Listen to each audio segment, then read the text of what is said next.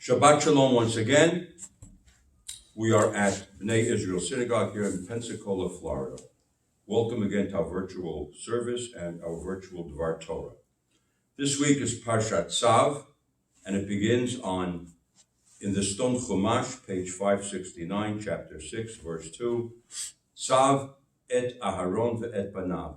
Command Aaron, and his sons. Throughout the Sefer, the book of Vayikra, we find the expressions Aharon and his sons, or the sons of Aharon, Aaron, constantly recurring. Rarely do we find Aaron mentioned separately, yet the Kohanim, the high priests, have been able to trace their lineage directly to Aaron, Aharon HaKohen, the priest.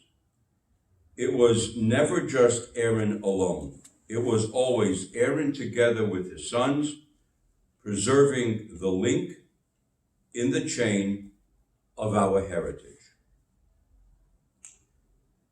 This is more noteworthy in Sefer Vayikra, in the book of Vayikra, which is also called Torat Kohanim, the book which explains the laws concerning the priestly sacrifices. Sacrifice stands at the foundation of our people. It is at the root of our Jewish family. When we have made the necessary sacrifices, we have been consequently blessed with the successful preservation of our heritage. The father's willingness to sacrifice for his son had been a critical force of endurance for our people.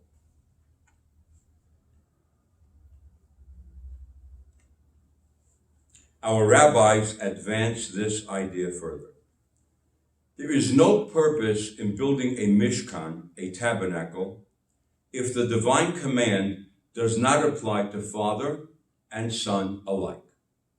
The divine directives are charged to the present and future generations, father and son alike. Of even greater importance is the Parshat's final pasuk, final sentence, which says, "And Aaron and his sons did all the things that Hashem commanded by the hand of Moses." It means that everything had to go through Moses. It does not say Vaya'asu, that they did, in the plural, but rather it says Vaya'as, he did, in the singular. It implies, of course, that each individual father and son, on his own initiative, did as he was commanded.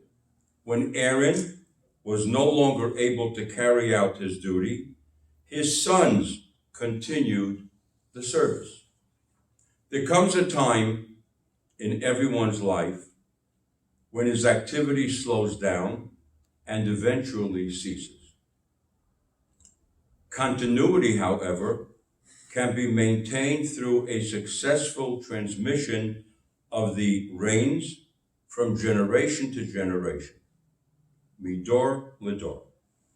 This passage is successfully effected by maintaining a constant relationship between generations and sharing of thought, spirit, and activity. Children do not merely grow up, they are brought up.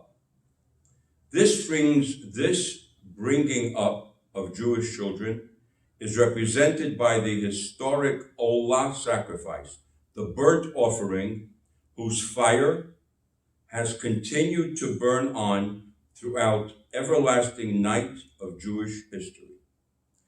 This fire has been and will continue to serve as our constant source of illumination until the advent of the light of Mashiach, our Messiah.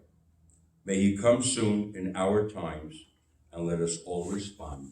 Amen and Shabbat Shalom.